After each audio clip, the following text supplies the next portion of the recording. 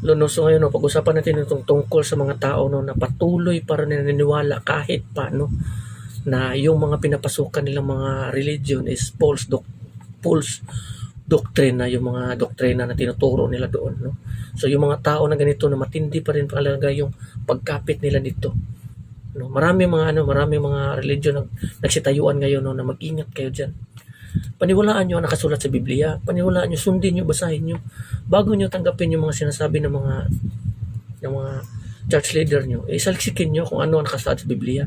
Kung tingin nyo na ang itinuturo nila is iba sa nakasulat dito sa Biblia, opposite, pagkasabihan nyo yung church leader nyo na ganito, ganyan. Ako nga dati, pinagsabihan ko yung pastor dati, no? Bakit iba yung mo, tinuturo na ganito, ganyan. Kasi ganito, ganyan. Tingin ko, parang hindi talaga, umalis na lang ako. Ayaw na tanggapin, umalis na lang ako. So, ganun din sana, no? Kung may kasi, kung kita nyo na opposite, pagsabihan nyo, pag hindi pa rin sila, pagtingin mo, i-insist talaga niya, talagang i-insist talaga niya na tama siya kasi nga, nakakahiya bilang isang pastor no na pagsabihan ka ng gano'n. Hindi mo naman pagsabihan is tanungin mo lang na marahan no, bakit iba ganito ganyan.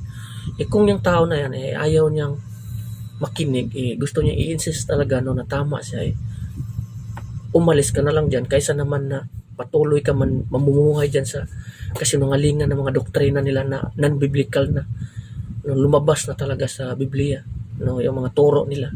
So umalis na lang kayo diyan kaysa naman na madadamay kayo dun sa naghihintay sa kanilang mga kaparusahan no, na para doon sa mga taong nagtuturo ng mga mali-maling doktrina. So mag-ingat kayo. No, so saliksikin nyo muna yung nakasulat sa Biblia bago nyo tanggapin yung mga sinasabi nila. Pero hindi madali lang naman yan. No? Kulihin nyo lang. No? Saliksikin nyo, magbasa kayo ng Biblia tapos maraming mga magtuturo dyan no, na mali-mali. No? So umiwas na kayo. So mahirap kasi kung ang isang member matindi yung pagkapit niya or loyal niya doon sa isang templo kahit pa or loyal siya doon sa kanyang religion kahit pa yung mga turo ng kanyang church leader or mga pastor or pare kahit pa mali-mali yan dahil nga yung puso niya napaka-loyal niya diyan kahit mali-mali pa yan susundin niya yon at hindi siya titiwalag doon. Kung pagsabihan mo yung tao na yun mali man yung dinodoktrina na ito ganito ganyan, lalaban yan, magre-react yan. Hindi, kayo mali. No? Kahit ganyan, hindi mo na maturuan yan mga ganyang tao. Kasi nga, yung isipan yan, wala na. Namumuhay sa kadiliman. Namumuhay sa kasalungalingan. Naghahari ang kadiliman sa puso at isip. Kaya nga, hindi na niya alam kung ano ang tama at mali. Basta kung ano yung narinig niya sa kanyang mga bibig ng kanang mga church leader, kahit pa mali-mali, para sa kanila, tama na yun. No, so, huwag niyong gayahin ang mga ganito mga klaseng tao. No, na marami mga tao ngayon. Isipin mo, million, libo-libo, thousands, 100,000 of member.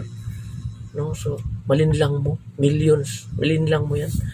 So nangangahulugan, kung ikaw malinlang ka, hindi mo alam yung kasulatan. Hindi mo alam yung kalooban ng Diyos, yung kautusan. Alamin mo muna yung kautusan ng Panginoon. No?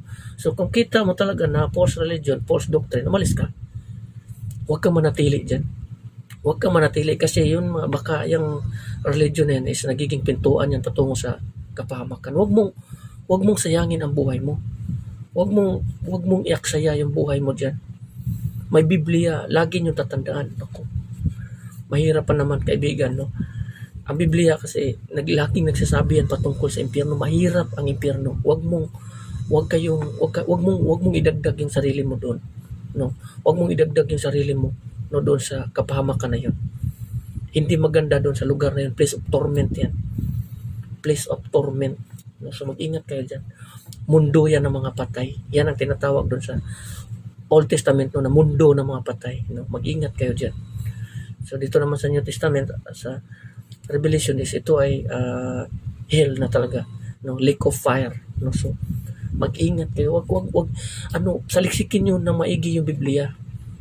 Huwag kayong basta-bastang tumanggap kung ano man ang inihain sa inyo ng mga pagkain kung hindi nyo sinasaliksik kung ano nakasaad sa Biblia.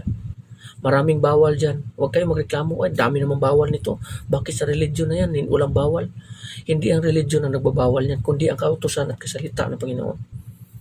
Yan ang nagbabawal yan. Kung hindi mo susundin yung mga bawal na yun, kasi nga, doon sa religion na yun is walang bawal. Yung religion na yun is, religion yun ni Satanas. Kahit pa mali doon, ginagawa kasi walang bawal eh. So, lahat ng mali doon, tama. So, demonic na yan. No, umalis kayo dyan mga ganyang klaseng mga sinagoga o fellowship o evangelist Christians, no, evangelist church, no, evangelical cross, evangelist church, no. So mag-ingat kayo, no. So marami kasi dito like no, Cornerstone, no, INC, SDA, Catholic, Jehovah's Witness, FCGI, dating daan, Judaism, saka marami pa. Iilan lamang yan sa mga false religion dito sa Pilipinas no, na nagsitayuan. Yung mga tao na yan, yung mga leader, mga church na yan, mga ano na yan, ang mga doktrina niyan, mga non-biblical yung iba niyan. Hindi nakasulat sa Biblia. Tinutwist nila ang kasulatan. Hindi naman nakapagtataka yan kasi nga tinutumbok ni Satanas yung church, yung simbahan, yung mga pastor upang yung mga katotohanan kung ano yung nakasaad sa Biblia, tinutwist yan upang ang ipangaral nila is kasinungalingan, hindi ang katotohanan. Iniba nila ang kasulatan. Hindi nakapagtataka yan kasi nga kahit na si Satanas kaya mag-transform gaya ng isang angel ng liwanag, angel ng liwanag.